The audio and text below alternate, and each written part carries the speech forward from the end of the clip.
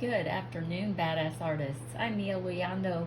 We are back today to finish out our Pan Pastel experiment, adventure. It's definitely been an adventure. So the last time we talked about this, I had ordered this nifty little gadget called a pastel pastel shaper. And it looks kind of like this. It's like a little jar, but it has this, I've got a little pastel in it. It has this little wire mesh thing inside of it, and you just kind of sharpen the pastel. Inside you just kind of run it around in circles, and it sharpens the point of the pastel, and it kind of makes this fine little paint or fine little powder in the bottom, and then you can, move it over to a another container like we had gotten.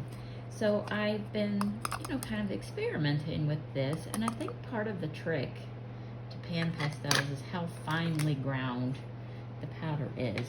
When we were using our mortar and pestle, it was still a little crunchy in there, even though we were really, mashing it up. I mean, we had this cute little guy, but it was still kind of coarse. And even when we added the alcohol and all of that, it just wasn't quite giving us what we needed. So let's try these. And I've had some pretty good luck with experimenting, and I'm just getting a little bit of powder on the bottom of this applicator. These applicators are available through Amazon. They're really inexpensive. They usually one comes with each order of actual Pan Pastels that you order. But if you're not ordering, obviously, Pan Pastels and you just want the applicator, I'll put a link in the description below. So as you can see, it's just nice and loose. And when we add it to the paper, it goes down really kind of nicely. It's not super pigmented, but I think that also has to do with the quality of our pastels, because these, we spent about $12 for 66 pieces of chalk pastel, and they're not incredibly pigmented anyway. So I thought, this is really smooth. The application is going on really smooth. And as soon as we move these over, into our little containers that we got, I think these will work, really nicely. I'm pretty happy with it. Are they the same quality as like these? No, but we didn't really think that they would be. I mean, I was hopeful, but I didn't think that they would be, I didn't think that they would be exactly like it. I'm gonna get just a little bit of this and show you the difference. This is a very similar color, and it's kind of going down the same way. It's a little more pigmented, it's a little bit stronger, but really you can't see a huge difference. This is just a little bit darker, and that might just be, the shade of blue.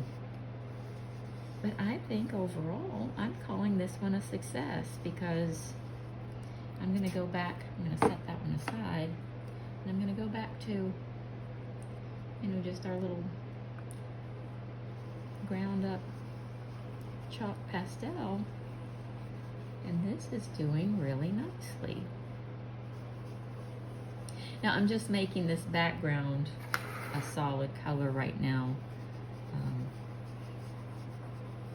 just to kind of experiment with these pastels. And I might go in later and add some darker colors, but just for the sake of our video today, I thought, well, let's just add this blue watercolor. And let me take this out so I can get this little spot up here, and just see how this works. And another thing about pastel is you can kind of go over your pencils with it. If it's not a really light color, you can kind of go over it, and it doesn't really mess up. You know, you don't want to do it if it's yellow or white or something like that. But I kind of, because it's blue and these are blue and greens, I kind of, if you go over the lines, it doesn't really hurt that much. But that's kind of where we are with this, and I'm satisfied. I definitely would call this one a success. And you know, I was really disappointed when I was using the alcohol, because I had been so optimistic about that experiment and I had such high hopes, and I was like, no, it didn't work. But I feel a lot better about this one. If you guys are interested in making your own pastels, you can mix 2 or 3 colors together. You can blend your own colors. You can make them as you need them. You don't have to grind up an entire, you know, chalk pastel. This pastel this is about half of the size of this pastel. So, you know, you can just make what you need and go from there. As long as you have the little containers to hold your powder in, and I'll put the link to those as well. They were very inexpensive. I think that this is, you know, definitely something that might work for us. Pan Pastels are about $50 for a set of 7, and this is the size that you get. The question was asked once, is it worth the money? Well, it depends on how often you use these. I use them fairly often. I can't imagine that I would ever run out. I mean, every single time you use it like this, I'm going to just set it, you're basically just touching, just barely tapping, and you get that much color yield from a pan pastel. I can't imagine that I'll ever run out of these colors. Is it possible? Sure. You know, I don't know. I might get on a blue kick or something and just totally wear one of these out. You can go to certain hobby shops, craft shops, art stores, and buy individual colors. So you don't have to go buy a whole new set just to replace one color. $50 for 7 colors. If you use them a lot, absolutely, it's worth the money. I can't imagine ever running out. At the same time, is it worth the hassle of grinding up your own pastels and make it? Yes, because there are certain colors that you might want that just aren't available. And this way, you can get an inexpensive set of chalk pastels in any brand. You know, you can choose how much money you want to invest in these. You can go as, you know, high as a Hoo pastels. Their Faber-Castell used to make a really nice pigmented set of pastels, and I've got them. They're just old. I don't know. I'm being kind of reserved on that because I don't know if they still make them. But they are incredibly pigmented and really, really pretty. And, you know, if I just wanted to use a little bit of it for this, I would definitely feel comfortable not having to use the entire piece of chalk, and then just, you know, getting enough to work in a background like this. So I would be very, I'm happy to know that I can use both methods. Will I invest in more pan pastels now that I know I can do this? Probably not. So hopefully that'll answer your questions. I don't feel like I need to purchase new pan pastels for $50 a piece, because I can just as easily create my own colors with this nifty little trick here.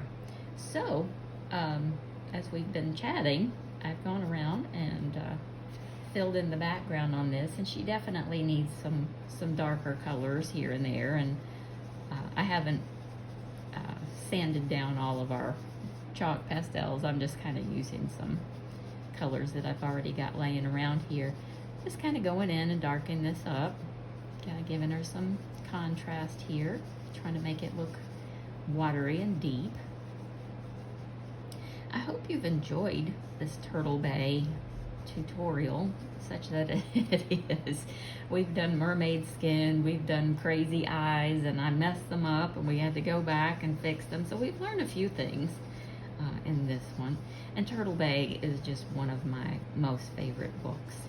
all the Badass books. I really enjoyed this one. We're going to have a second one. Turtle Bay 2 is coming out. I keep saying this autumn, but now I'm kind of like, is it going to be autumn or is it going to be more like early winter? I don't know. You guys let me know if you're anxious about Turtle Bay 2 or if you're still okay with Turtle Bay 1 and getting some Halloween zombie fairies before these come out. Let me know what you guys want, and I can focus my attention on the order of the books released. We've got quite a bit of stuff coming out here in the next 2 or 3 months, so definitely let me know. But I think I will end it there. It's not a long tutorial by any stretch of the of the imagination, but we've covered what we wanted to learn, and I think I'm pleased. I'm definitely going to call the pastel shaper, the pastel shaper a success, and I will put the link to this nifty little gadget in the description below. Okay, everybody, I hope you enjoyed this coloring adventure with me. Come join me on my Facebook group. I'll put the link to that in the description below also.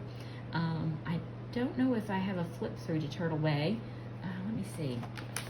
We've got some time. I can flip through some pictures right here while we're chatting. But it's just a deeper grayscale. It's all aquatics. They're mermaids. They're fish people. They're, they're just super cute, and it's a fun book. If you'd like to join me, I'm going to be doing a few more pictures from this one in the weeks to come. I don't have a schedule yet, but they are definitely coming. I've been working on that one. That one's not a tutorial, by the way. It's just something I've been working on. Here are some more pictures that you can expect to see in Turtle Bay if you decide to put it in your collection. So enjoy, and I hope that you have found this video helpful. If so, please give it a thumbs up. That way I know what sort of videos to make for the future. Go ahead and subscribe to the channel if you haven't already done so. That way other artists out there looking for channels like these can find us, hang out with us, be badass artists too. Okay, everybody, thanks for joining me, and I'll see you next time.